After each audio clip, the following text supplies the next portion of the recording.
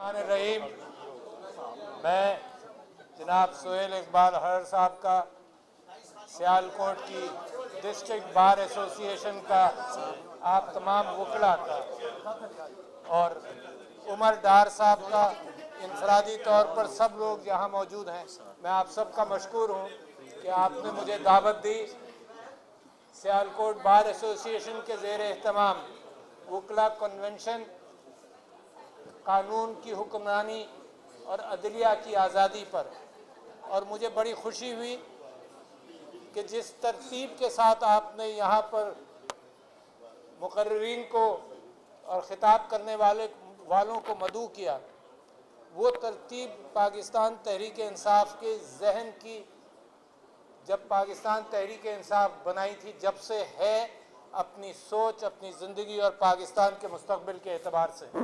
वो तरतीब क्या है कि आपने तिलावत कुरान पाक से बात को शुरू किया, अल्लाह के अहकामात से आपने बात को शुरू किया, फिर मेरे नबी सल्लल्लाहु अलैहि वसल्लम की नात से आप उसने दूसरे आपने वहाँ से सिलसिला जोड़ा। इकबाल जिसने तसव्वुर पाकिस्तान दिया, जिसको इकबाल सियालकोटी भी कहते हैं, मगर उसने तसव्वुर पाकिस्तान दिया, आपने वहाँ पर उसको लेकर आए। और मैं एक बात यहाँ शुरू में ही कह दूँ कि मेरी बीवी समीना अलवी की जाए पैदाइश सियालकोट है, तो मेरी हाजिरी भी इस माना करके ज़रूरी हो जाती है। अच्छा, उसके बाद सिलसिले की कड़ी कहाँ आनी चाहिए? क्योंकि 9 मई गुजरा है, तो सिलसिले की कड़ी मोहम्मद अली जिन्ना के पास आनी चाहिए। और लिहाजा मैं आपको ये बताना चाहता हूँ कि जहाँ अल्लामा इकबाल ने पाकिस्तान का तसव्वुर दिया, एक बहुत बड़ा वकील, जो आपकी बरादरी का वकील, हिंदुस्तान में मुसलमाना ने पाकिस्तान के एतबार से ही नहीं बल्कि सारे हिंदुस्तानियों में सबसे बड़ा वकील, उसने इस बात को तकमील तक पहुँचाया। अच्छा, जब उसने तकमील तक पहुँचाया तो आप ज़रा इस बात को सुनिए कि उसको लोगों ने कहा कि जिन्ना साहब, आप पाकिस्तान बना रहे हैं, यहाँ दिल्ली की एक सड़क है जिसको राजपथ रोड कहा जाता है, उस वक्त ज़माने में किंग्स वे कहा जाता था। तो किसी ने ये एतराज़ किया कि जी इस सड़क पर वो 50 इमारतें हैं जैसी पाकिस्तान में 5 भी नहीं है, और उसमें से एक लाहौर हाई कोर्ट की बिल्डिंग है, सिंध हाई कोर्ट की बिल्डिंग है, ये लाल पत्थर से बनी हुई, वहाँ पर राजपथ रोड पर 50 थी।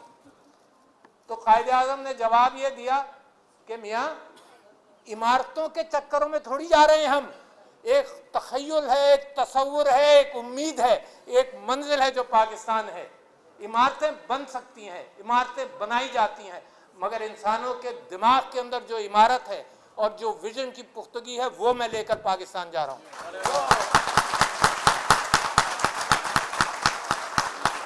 फिर उसी ज़माने में एक और वकील, जिनको बाउंड्री कमीशन में डाला गया था, बल्कि 2, जिसमें से जस्टिस मुनीर और जिसमें सर जफरुल्लाह खान, ये पाकिस्तान बनने से पहले, और इसका जिक्र किया जस्टिस मुनीर ने अपनी किताब में, फ्रॉम जिन्ना टू ज़िया, और उसकी पूरी तारीख खींची उन्होंने। उसमें उस बात का जिक्र किया कि सर जफरुल्लाह आए और कायदे आज़म से कहा कि जनाब, ये जो पट्टी है जो कश्मीर के नीचे है, शायद गुरदासपुर कॉरिडोर के नाम से, वो हिंदुस्तान को दी जा रही है। नाम अचानक याद आ गया, सारे रास्ते सोचता रहा था कि क्या नाम है। तो गुरदासपुर वाला हिस्सा हिंदुस्तान को दिया जा रहा है, और एक और पट्टी जो मशरक़ी पाकिस्तान और नेपाल के बीच में थी, जो मुसलमानों की अक्सरियत थी, वो हिंदुस्तान को वो भी दी जा रही है ताकि आसाम तक उसका रास्ता बने, और कश्मीर तक गुरदासपुर जो मुसलमानों की आबादी थी, वो इसलिए दी जा रही है कि हिंदुस्तान को रास्ता मिले। तो सर जफरुल्लाह खान ने जस्टिस मुनीर की और अपनी अक्कासी करते हुए कहा कि sir, this Pakistan, we will not recommend you to accept this. तो कायदे आज़म मोहम्मद अली जिन्ना ने कहा कि I want to accept Pakistan at any cost, we will build a Pakistan.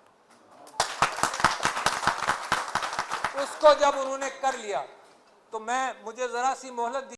हम इमारतों का जिक्र करें तो मुझे इस बात की तकलीफ होती है कि असल तो रोना इस बात पर होना चाहिए था कि कायद-ए-आज़म ने क्या कहा। तो लिहाजा मैं आपको वो पढ़कर सुना चाहता हूँ, क्योंकि एक बहुत बड़े वकील ने इस बात की अक्कासी की अपनी तकरीर के अंदर, और वो तकरीर जनाब अली कोयटा के अंदर कायद-ए-आज़म ने कही। And I want to narrate it in English, जिसमें उन्होंने कहा, कायद-ए-आज़म ने कहा, ये कोयटा आर्मी स्टाफ कॉलेज को, किसको कहा? मेरे फौजी भाइयों को कहा, डायरेक्टली कहा। 1948 में जून 14 को कहा। कोई इसको नरेट करने में कोई पाबंदी नहीं लग सकती। कायद-ए-आज़म फरमाते हैं, I want you to remember, ये जब के लिए नहीं है, ये पाकिस्तान की तारीख के लिए कायद-ए-आज़म कहते हैं कि I want you to remember that the executive authority flows from the head of the government of Pakistan, who is at this time the Governor General, and therefore any command or order that may come to you cannot come without the sanction of the executive head. और उनको खतरा ये था कि बाहर से कोई order भी काबिल कबूल नहीं है। देखो आज के मामलात के एतबार से कायद-ए-आज़म जब से कह रहा है कि पाकिस्तान के एग्जीक्यूटिव हेड के थ्रू जो ऑर्डर आए वही तुम मानोगे। This is the legal position. Young people, do not forget that the armed forces are the servants of the people. And he goes on to say, do not forget this, and you do not make national policy. You do not make national policy. It is we the civilians. It is we the civilians who decide these issues, and it is your duty to carry out these tasks with which you are entrusted. यह है कायद-ए-आज़म का पैगाम। अगर इस पैगाम के अंदर रद्द बदल हो, इस पैगाम के अहकामात के एतबार से कोई तब्दीली हो, तो लिहाजा वही हमको कबूल नहीं है। इमारतों का क्या रोना, इमारतें तो बनती हैं। मैं यही आपसे कहना चाहता था कि मुझे तो रोना इस बात का है कि कायद-ए-आज़म ने जो अहकामात दिए हमारी आर्म फोर्सेस को, मेरे फौजियों को, मेरी फौज को, मैं समझता हूं कि द स्पिरिट, मेरी फौज का स्पिरिट यही है कि कायद-ए-आज़म के अहकामात पर अमल किया जाए। ये ट्रांजिशंस ये वक्ती होती हैं, मगर मेरी फौज की स्पिरिट वही है जो कायद-ए-आज़म ने मेरी फौज को कहा। लिहाजा मैं इसके बाद आपसे ये बात कहना चाहता हूं कि रास्ता, लोग हमेशा पूछते हैं कि रास्ता क्या है। तो इमरान खान साहब के साथ मेरा साथ बहुत पुराना है, और कभी कभी मैं खान साहब से पूछता था कि भाई ये परेशानी है कि कहीं हम बंद गली में तो नहीं चले गए। तो खान साहब कहते थे कि रास्ता निकलेगा, लोगों की गलती इंतशार की कोशिश की जा रही है मुख्तलिफ बार एसोसिएशंस के अंदर। मगर मेरे दोस्तों भाइयों, ये तारीखी मोड़ है। कायद-ए-आज़म के साथ लोग खड़े रहे, बड़ी बात है। वो कायद-ए-आज़म को उन्होंने टीम दी है। मैं समझता हूँ ये कायद-ए-आज़म ने पाकिस्तान बनाया। पाकिस्तान की तामीर सिर्फ इमरान खान की नज़रों में और उनके कार्रवाइयों के अंदर मुझे नज़र आती है, और फिलहाल कहीं से नहीं। तो लिहाजा आपकी यूनिटी बहुत ज़रूरी है। बार बार कह रहा हूँ, इस वक्त नज़रें अदलिया की तरफ हैं, इस वजह से कि 6 जजेस ने एक बात उठाई है, और वहाँ पर कभी कभी ये गुफ्तगू होती है कि जी हमने तो नहीं देखा। अरे भाई सारी कौम को नज़र आ रहा है, अब साथ हो लाखों और करोड़ों क्लिप्स मौजूद हैं। कोई नाबीना हो सकता है जो कहे कि मुझे नजर नहीं आ रहा। अच्छा सुनो तो सुनो ना, सुनो, देखो सुनो मेरी बात भाइयों, ये बात सोचें कि इसका मतलब देखो, वो जस्टिस ब्लाइंड जस्टिस है, वो मुसलमानों के यहाँ कभी ब्लाइंड नहीं रहा।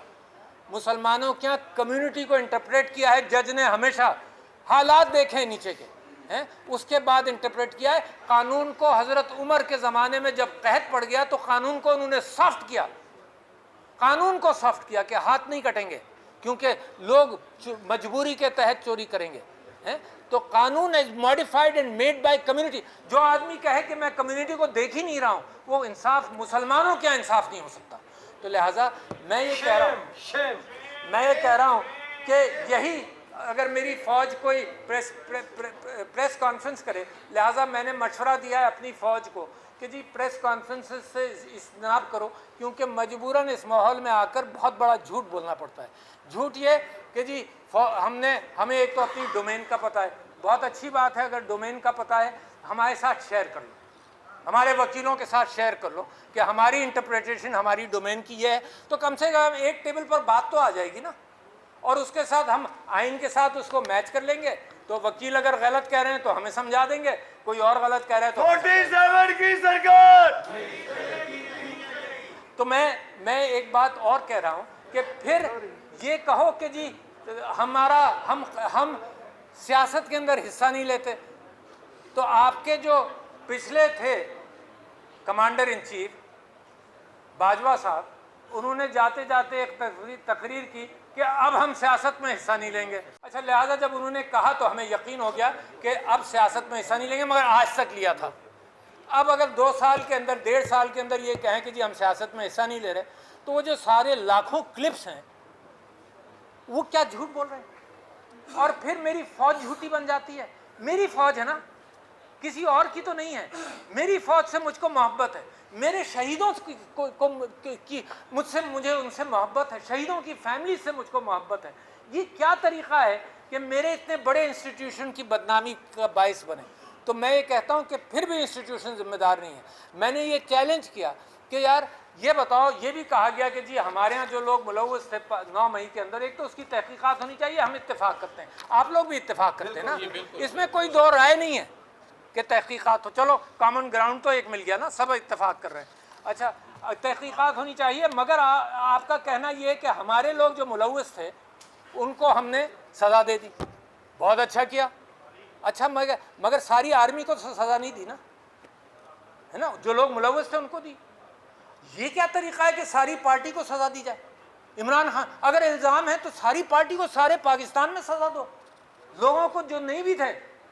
एक वो किसने कल बड़ी अच्छी क्लिप दी कि जी गौहर खान थे या कोई और साहब थे, उन्होंने कहा कि जी मैं यहाँ भी मौजूद था, मैं वहाँ भी मौजूद था, मेरे ऊपर इल्ज़ाम है कि मैंने मोटरसाइकिल चोरी की, मेरे ऊपर इल्ज़ाम है कि मैं बम उठाया। तो उन्होंने कहा मोटरसाइकिल पर मैंने बम रखा, मोटरसाइकिल पर फलाने गांव से फलानी जगह पहुँचा, तो हर जगह मैं मौजूद था।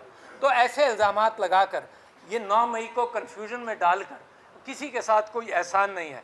दूसरी बात मैं ये कहना चाहता हूँ कि मीडिया वालों से मेरी गुजारिश है कि जैसे मैंने वकला हजरात से कहा, ये वक्त पाकिस्तान के अंदर सच बोलने का है। तकलीफ दे सच की कैफियत में मत आओ, मगर सच बोलो मत। नतीजा क्या होता है, मेरे मुल्क का नुकसान हो रहा है कि अगर सच नहीं बोला जाएगा, कहीं एक डाका पड़ेगा तो र्यूमर्स चलती है कि 10 पड़े।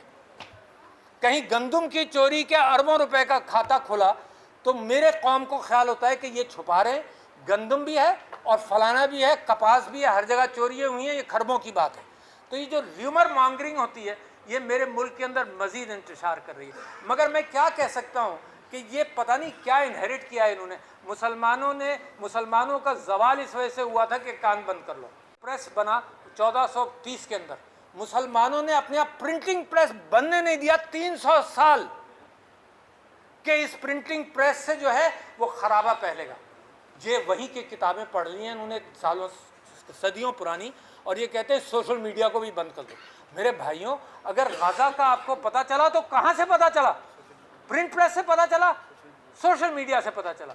अच्छा, और ये हमेशा हम जानते हैं कि अखबारों के अंदर भी ये कैफियत थी कि येलो प्रेस था, हम खुद ही इग्नोर करते थे। तो सोशल मीडिया बंद कर दो तो अफवाहें चलेंगी। टेलीविज़न मीडिया से मैं अपील करता हूँ कि मैंने देखना कम कर दिया है, सिर्फ इसलिए कि वहाँ पर झूठ ज़बरदस्ती, तो लिहाजा मेरे मुल्क को इतने नुकसान पहुँच रहे हैं इस ज़माने के अंदर कि मैं समझता हूँ कि बहुत ज़रूरी है जल्दी कोई ना कोई किसी न किसी अंदाज से। बातचीत का मतलब ये नहीं होता कि तुम ये करो तो हम ये करेंगे। बातचीत का मतलब होता है कि तुम्हारी क्या इनसिक्योरिटीज़ हैं, क्या होना चाहिए, तो उस तरह की बातचीत बेइंतहा ज़रूरी है। मेरी कल परसों इमरान खान साहब से मुलाकात हुई। आपको खुशखबरी देना चाहता हूँ कि जो मैंने उनको हमेशा से पाया ना, with strength, intellectual strength, clear direction,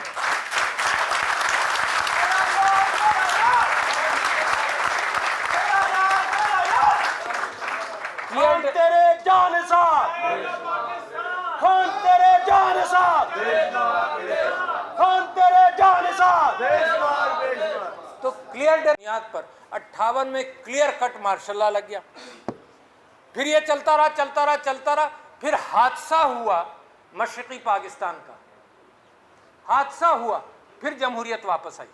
और उसके अंदर भी हम ये कहते हैं हमने इदारे को, हम इदारे के डिफेंडर्स हैं दुनिया में। हमने कभी ये नहीं कहा कि पाकिस्तान फौज ने कोई गलती की। हमने पाकिस्तान फौज को डिफेंड किया है। हमने कहा है कि ये याह्या खान की गलती थी, हमने कहा है कि इसकी गलती थी। हमने अपनी फौज को डिफेंड किया है, दुनिया में आज तक डिफेंड कर रहे हैं। इल्ज़ामात लगते हैं कि ये हुआ, वहाँ ये हुआ, हम कहते हैं नहीं हुआ। हम कहते हैं हिंदुस्तान ने ज़्यादा जुल्म किया, हम कहते हैं मुफ्ती बहिनी ने ज़्यादा जुल्म किया। हम तो डिफेंडर्स हैं अपनी फौज के, और अगर ये इल्ज़ाम लगे कि हम डिफेंडर्स नहीं है तो ये तारीख मस्ख करने की बात है। तो मैं आपसे ये कह रहा था कि जनाब, हादसे की बुनियाद पर मशरिकी पाकिस्तान जाने की वजह से जमहूरियत आई 5, 6, 7, 8 साल भुट्टो साहब की। फिर जब माहिदा होने लगा तो फिर आमिर ने कब्जा कर लिया। कोई वजह नहीं थी ज़ियाउल हक के आने की, कोई वजह नहीं थी। फिर आमिर ने कब्जा किया और फिर वो 11 साल तक रहा और फिर जुल्म हुआ लोगों पर, सिविलियंस ने। ये हम लोग हैं जिन्होंने कुर्बानियाँ जमहूरियत की दी हैं। ये MRD की तहरीक है जिसने कुर्बानियाँ दी पाकिस्तान की खातिर। फिर हादसा हुआ, फिर जमहूरियत वापस आई। ज़ियाउल हक के प्लेन का क्रैश हुआ, फिर जमहूरियत वापस आई। तो मैं आपसे कह रहा हूँ ये हादसाती जमहूरियत है पाकिस्तान में। मैं और आप मिलकर इसको स्टेबल करेंगे, परमानेंट करेंगे, मगर हादसाती है फिलहाल। फिर प्लेन क्रैश के बाद आई, फिर इंटरफेरेंस चलता रहा IJI की सूरत में, फिर इंटरफेरेंसेस चलते रहे, फिर नंगी जमहूरियत आई 1999 में जब मुशर्रफ साहब को हटाया गया तो उन्होंने कहा मुझे कैसे हटा सकते हो, लिहाजा फिर जमहूरियत पर कब्जा हुआ। फिर जमहूरियत कब्जे में रही, फिर कौन सा हादसा हुआ, बेनज़ीर की शहादत हुई, फिर जमहूरियत वापस आई। तो ये सिविलियन लोगों के हाथ से कुर्बानियों की वजह से वापस आई। अच्छा, फिर जब जमहूरियत वापस आ गई तो अब दोबारा वही इलीट कैप्चर चल रहा है। मुझे डर ये है कि ये बंद गली कोई हादसा ना क्रिएट कर दे। आप समझ रहे हैं मेरी बात को, क्योंकि वो उसी तरह से टेम्परेचर बढ़ रहे हैं माशरे के। तो मैं सबको कहना चाहता हूँ, अपने फौजी भाइयों को ख़ास तौर पर कहना चाहता हूँ कि जो लोगों के इमोशंस हैं इनको इग्नोर मत करो। और एक मिसाल मेरे जहन में आई कि रॉबर्ट मैकनमारा के आपने नाम सुना है, ये सेक्रेटरी ऑफ स्टेट बना अमेरिका का। और क्यों बनाया गया कि फोर्ड मोटर कंपनी कोलैप्स कर गई थी, तो रॉबर्ट मैकनमारा एक इकोनॉमिस्ट आया, उसने फोर्ड कंपनी को रिवाइव किया। तो निक्सन ने और लोगों ने समझा कि ये तो बड़ी अच्छी बात है, उसको सेक्रेटरी ऑफ स्टेट बनाया। उसने वियतनाम के एतबार से चार्ट लगा दिए दीवारों में कि ये हो रहा है, वो हो रहा है, फलाना हो रहा है। मगर हो ची मिन्ह ने कहा कि तुम 10 मारोगे, तुम्हारा हम 1 मारेंगे। माफ़ कीजिएगा, इसका ताल्लुक़ पाकिस्तान की सियासत से नहीं है, मेरी मंतक दूसरी है। हम रहेंगे, तुम भाग जाओगे। और तुमने इंसानी जज्बात को तराजू में लेकर नहीं आए। ये कैलकुलेशंस की बात नहीं है। नतीजा क्या हुआ कि ये इनको वहाँ से निकलना पड़ा। और आज भी मैं कहता हूँ कि अगर आप मईशत के 2 जमा 2 अपने यहाँ करें तो मईशत इस झूठ की दीवारों के ऊपर सच्चाई की मईशत खड़ी नहीं हो सकती। और जो यहाँ ताजिर बैठे, मेरा भाई उमरदार और बहुत सारे लोग हैं, वो जानते हैं कि अपने क्लाइंट के साथ अगर झूठ बोलोगे तो क्लाइंट भी नहीं रहेगा। दुनिया के साथ आप तिजारत बढ़ाएंगे और झूठ की बुनियादों पर। लिहाजा क्या हुआ कि जब ताजिरों से मिलते हैं तो जो मर्जी आप कहें। कराची के ताजिरों ने कहा कि जी जो कैदी नंबर 804 है उससे बात करो। कैदी नंबर 804, कैदी नंबर 804।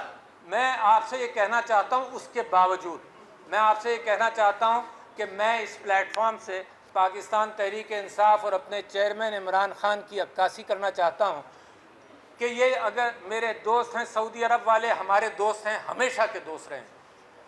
इमरान खान साहब के साथ बेहतरीन ताल्लुकात, और ये इन्वेस्टमेंट के डेलीगेशन भेजते हैं, हम इनको वेलकम करना चाहते हैं। हमारे दोस्त हैं, इन्वेस्टमेंट की जगह है। हम कहते हैं पाकिस्तान के अंदर इन्वेस्टमेंट करो। पाकिस्तान की कौम जो है वो मेहनत करके अपने आप के साथ कोलैबोरेट करके ये सारे काम करेगी, तो हम इन्वेस्टमेंट को वेलकम करना चाहते हैं। हम चाइना के CPEC कॉरिडोर के एतबार से कहते हैं कि उसका काम जारी रखो। हम ये कहते हैं कि अमेरिकन इन्वेस्टमेंट को भी हम वेलकम करना चाहते हैं कि ये सारे इन्वेस्टमेंट चलते रहें। मगर उसके साथ साथ मैं ये कहता हूँ कि एक तरफ हम ये कहते हैं कि इन्वेस्टमेंट्स को हम वेलकम करना चाहते हैं, दूसरी तरफ अगर माहौल अच्छा नहीं होगा तो कौन, मेरे पाकिस्तानी बाहर पैसा भेज रहे हैं, मेरे पाकिस्तानी डाइवेस्ट कर रहे हैं पाकिस्तान से। मैं हर एक को मिलता हूँ, चाहे इमरान खान हो वो भी यही कहेगा कि पैसा मत भेजो। मेरे पाकिस्तान में उम्मीद है, मेरे पाकिस्तान के ये क्राइसिस, ये वक्ती क्राइसिस है, इससे हम निकल जाएंगे। तो इन्वेस्टमेंट हम वेलकम करना चाहते हैं। कोई ये गलत पैगाम इमरान खान या किसी के मुंह में ना डाले कि जी हम किसी भी इन्वेस्टमेंट, कैसे खिलाफ हो सकते हैं? मेरे गरीबों के लिए इन्वेस्टमेंट आएगा, मगर मेरा फैमिली सिल्वर बेच कर मत करो ये काम। क्यों बेच रहे हो? घबराहट में बेच रहे हो। वही हकीम जिन्होंने तुम्हारा इलाज पिछले कई सालों में नहीं किया, उन्हीं हकीमों के जिम्मे लगाओगे तो फिर यही होगा कि फैमिली सिल्वर बेचना पड़ेगा।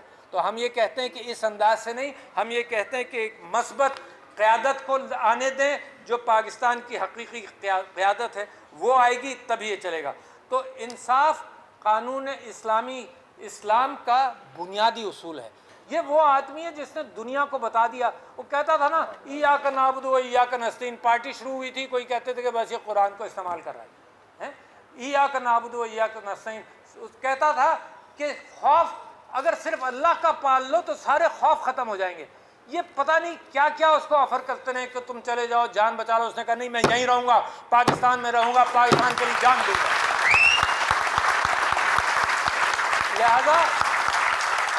लिहाजा ऐसी चीज़ देखकर समझ नहीं आ रही लोगों को कि क्या करें।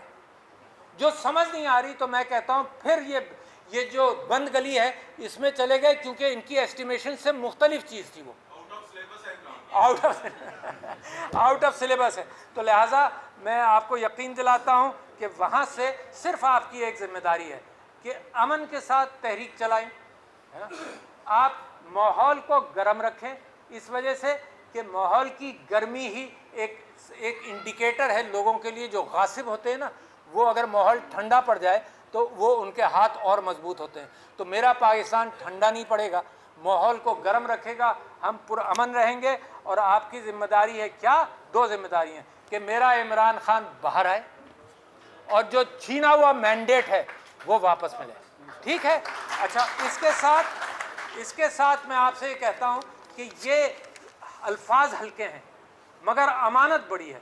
ये पाकिस्तान जो आज़ाद हुआ ना, इसकी आज़ादी को प्रिजर्व करना बड़ा अहम है। ये दुनिया जो है ये एक्सप्लॉइट कर कर आपको मुश्किलों में डालकर, आपका फैमिली सिल्वर खींच कर आपको ग़ुलाम बनाना चाहती है। और ग़ुलाम बनाने के ख़िलाफ़ ये कभी कोई एतराज़ करे कि तो हमारा डेलीगेशन एम्बेसडर से मिल लिया, तो कायदे आज़म जिन लोगों ने मुल्क पर कब्ज़ा किया हुआ था, कायदे आज़म उनसे भी मिलते थे, उन्हीं से बात करते थे, हैं। ये नहीं हुआ कि तुम इनको बुरा भला कहते हो फिर आज मिल लिए, तुमने यू टर्न कर लिया, नहीं।